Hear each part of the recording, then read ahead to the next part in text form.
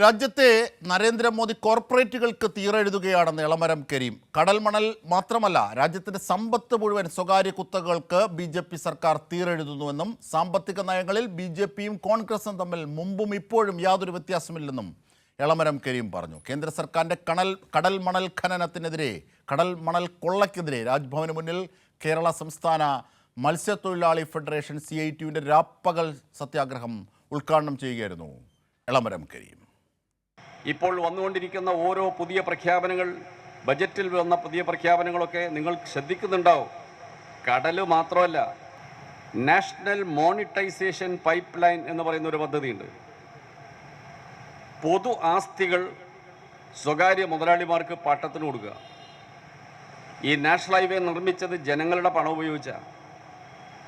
നാളെ അത് നിർമ്മിക്കാൻ പണം കൊടുത്ത ജനം അതിലൂടെ യാത്ര ചെയ്യുമ്പോൾ സ്വകാര്യ മുതലാളിക്ക് പാട്ടം കൊടുക്കണം. ഇങ്ങനെ രാജ്യത്തിൻ്റെ സമ്പത്തെല്ലാം സ്വകാര്യ മുതലാളിമാരെ ഏൽപ്പിച്ചുകൊണ്ടിരിക്കുകയാണ്.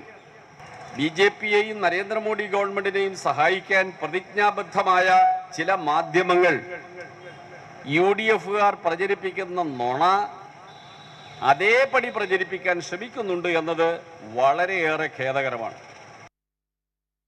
തീർച്ചയായും മത്സ്യത്തൊഴിലാളികളുടെ രാപ്പകൽ പ്രതിഷേധം, രാപ്പകൽ സമരം രാജ്ഭവന് മുന്നിൽ, ഗവർണറുടെ ഔദ്യോഗിക വസതിക്ക് മുന്നിൽ തുടരുമ്പോൾ ഞങ്ങളുടെ പ്രതിനിധി കമലേഷ് തെക്കേക്കാടി ഘട്ടത്തിൽ ചേരുകയാണ്. കമലേഷ്, കരിമണൽ ഖനനവുമായി ബന്ധപ്പെട്ട് കേന്ദ്ര സർക്കാരിൻ്റെ, മോദി സർക്കാരിൻ്റെ ഇത്തരം നടപടികൾക്കെതിരെ വലിയ തിരുത്താവശ്യപ്പെട്ടാണ് CITU സമരരംഗത്തേക്ക് ഇറങ്ങിയിരിക്കുന്നത്. അതിൻ്റെ ഒരു ഭാഗം മാത്രമാണ് ഇപ്പോൾ രാജ്ഭവന് മുന്നിലുള്ള രാപ്പകൽ സമരം. എങ്ങനെ സമരം പുരോഗമിക്കുന്നു? അജിംഷാദ്, വിവിധ ജില്ലകളിൽ നിന്നുള്ള നൂറുകണക്കിന് തൊഴിലാളികളാണ് ഈ രാജ്ഭവന് മുന്നിൽ ഇപ്പോൾ ഈ സത്യഗ്രഹ സമരത്തിൽ പങ്കെടുക്കുന്നത്. വലിയ പ്രതിഷേധം BJP ഭരിക്കുന്ന കേന്ദ്ര സർക്കാരിനെതിരെയും അതുപോലെ തന്നെ സംസ്ഥാനത്തെ കോൺഗ്രസിനെതിരെയും ഉയർത്തുന്നു എന്നുള്ളതാണ് ഏറ്റവും പ്രധാനപ്പെട്ട ഒരു വിഷയം.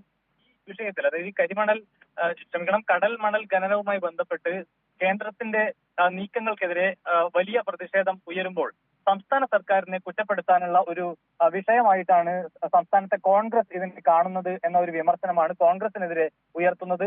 ഈ കരിമണൽ ഖനനം നടത്താൻ അനുവദിക്കില്ല എന്ന നിലപാടാണ് നേരത്തെ തന്നെ നിയമസഭയിലടക്കം സംസ്ഥാന സർക്കാർ സ്വീകരിച്ചിട്ടുള്ള നിലപാട്. പക്ഷേ അതിനെ മറച്ചു വെച്ചുകൊണ്ട് കോൺഗ്രസ് നേതാക്കളും ഒരു വിഭാഗം മാധ്യമങ്ങളും സംസ്ഥാന സർക്കാരിനെ കുറ്റപ്പെടുത്താനുള്ള ശ്രമം നടത്തുന്നു എന്നതാണ് പ്രധാനമായി ഉയരുന്ന ഒരു വിമർശനം. അതേസമയം കേന്ദ്ര സർക്കാരിനെതിരെയും വലിയ വിമർശനം ഉയരുന്നു. ഈ BJP ഭരിക്കുന്ന നരേന്ദ്രമോദിയുടെ നേതൃത്വത്തിലുള്ള കേന്ദ്ര സർക്കാർ രാജ്യത്തെ ആകെ കോർപ്പറേറ്റുകൾക്ക് തീരെഴുതി നൽകുന്ന ഒരു നിലപാടിലേക്കാണ് കാര്യങ്ങൾ പോകുന്നത് എന്ന വിമർശനമാണ് പ്രധാനമായും ഉയരുന്നത്.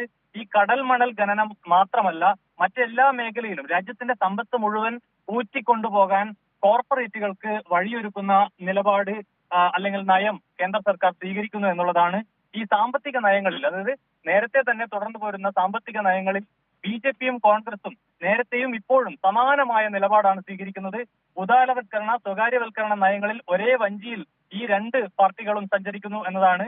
ഏകപക്ഷീയമായി BJP ഈ ലേബർ കോഡുകൾ ഉൾപ്പെടെ ഈ തൊഴിൽ നിയമ ഭേദഗതികൾ അടക്കം രാജ്യസഭയിൽ പാസാക്കാൻ ശ്രമിക്കുമ്പോൾ ഒരക്ഷരം അതിനെതിരെ എതിർത്ത് സംസാരിക്കാൻ കോൺഗ്രസ് തയ്യാറാകുന്നില്ല എന്നുള്ളത് ഇതിന്റെ ഏറ്റവും മികച്ച ഉദാഹരണമാണ് എന്നുകൂടി ഈ സമരം ഉദ്ഘാടനം ചെയ്ത CITUവിന്റെ സംസ്ഥാന ജനറൽ സെക്രട്ടറി എളമരം കരീം ചൂണ്ടിക്കാണിക്കുന്നു എന്നുള്ളതാണ്. മറ്റൊരു പ്രധാനപ്പെട്ട കാര്യം, ഈ രാജ്യത്തെ വൈദ്യുതി വിതരണം, അതുപോലെ തന്നെ വിമാനത്താവളങ്ങളെല്ലാം കുത്തകകൾക്ക് നൽകുന്നു. അത്തരത്തിൽ രാജ്യത്തെ പൊതുമേഖലാ സംരംഭങ്ങളെല്ലാം തന്നെ കുത്തകകൾക്ക് തീരെഴുതി നൽകുന്ന ഒരു നിലപാടിലേക്ക് രാജ്യം അല്ലെങ്കിൽ കേന്ദ്ര സർക്കാർ പോകുന്നു. അതിന്റെ ഒരു ഉദാഹരണം കൂടിയാണ് ഈ കടൽ മണൽ ഖനനം എന്നുള്ളതാണ് പ്രധാനമായും ഈ സമരത്തിന്റെ ഭാഗമായി ഉയരുന്ന ഒരു മുദ്രാവാക്യം. തീർച്ചയായും കടൽ മണൽ ഖനനത്തിനെതിരെ ആഞ്ഞടിച്ച് CITU.